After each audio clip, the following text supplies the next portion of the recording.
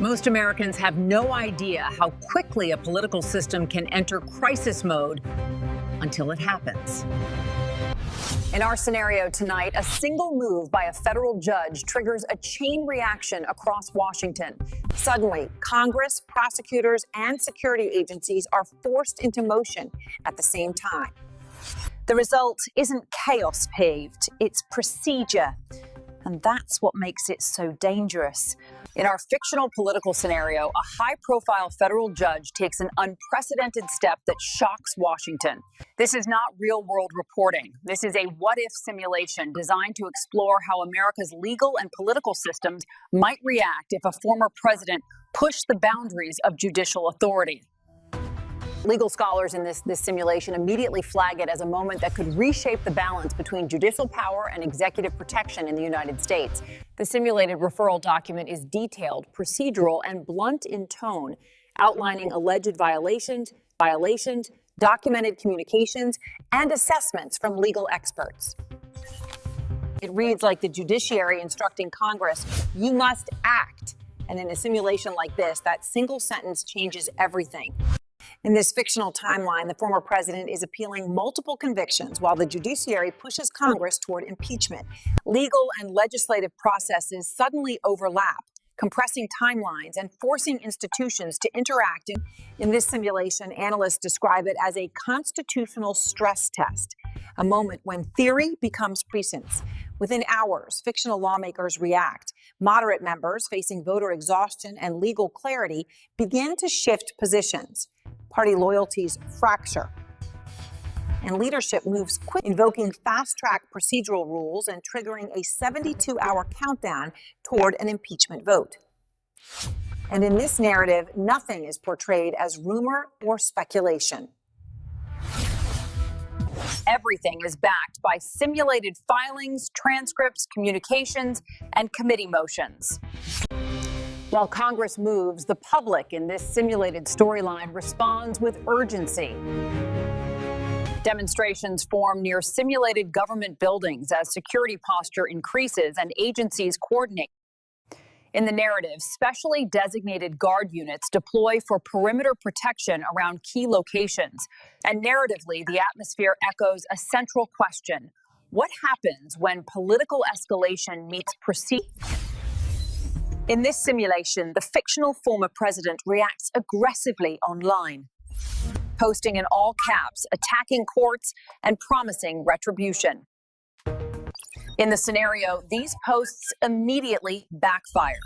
Prosecutors screen capture everything, while judges begin treating online threats as evidence, not politics.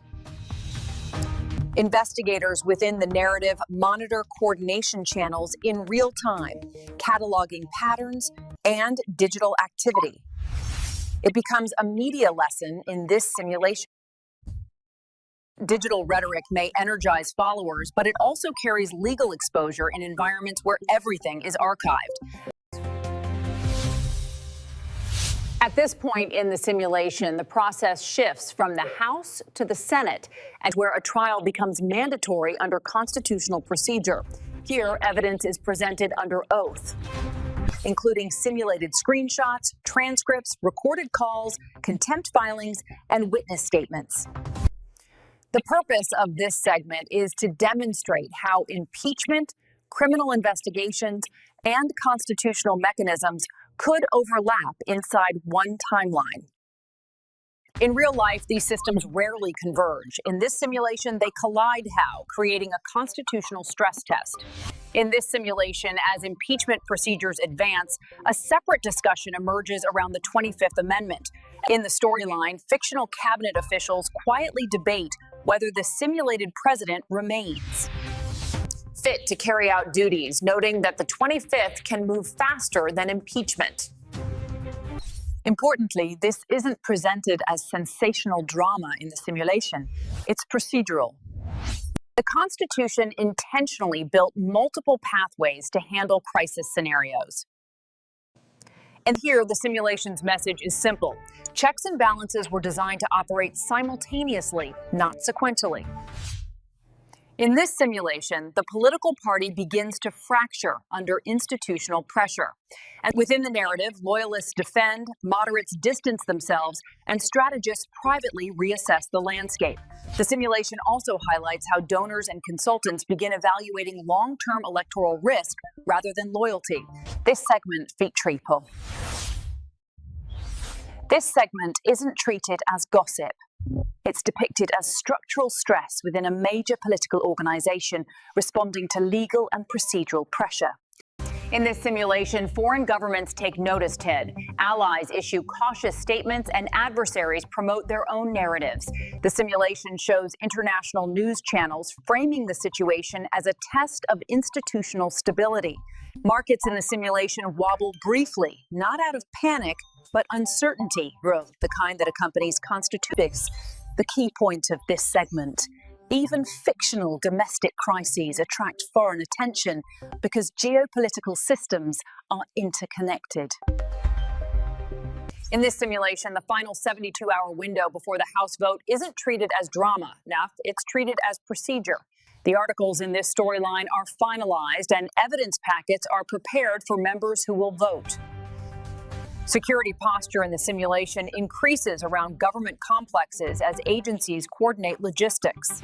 Meanwhile, senators in this scenario receive legal briefings about what a trial would require, even before the House votes. Legal teams in the simulation scramble to prepare filings, responses, motions, and statements as timelines compress. And prosecutors in this simulation accelerate parallel criminal investigations because impeachment doesn't pause. The key point: in this simulation, impeachment is not the end of the story. It's the start of institutional exposure. In this simulation, a core theme emerges: consequences always outlast illusions. For decades, hypothetical populist messaging claimed presidents could overpower institutions indefinitely. This scenario dismantles that idea by showing how systems push back aim, not because of personalities, but because of design. In this narrative, impeachment isn't spectacle priming, it's procedure, a process with deadlines, filings, and that's the quiet thematic point of this entire simulation. The rule of law asserts itself through systems, not emotions. As we end this simulation, remember, Testerping, this is not real-world reporting. It is a constitutional thought experiment designed to test systems, not predict events. It asks a simple set of questions. How do institutions behave under extreme pressure?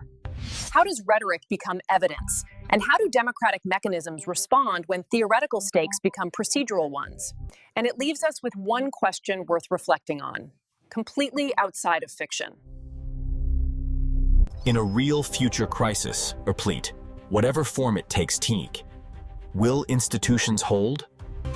Thanks for watching this Clarvex news simulation.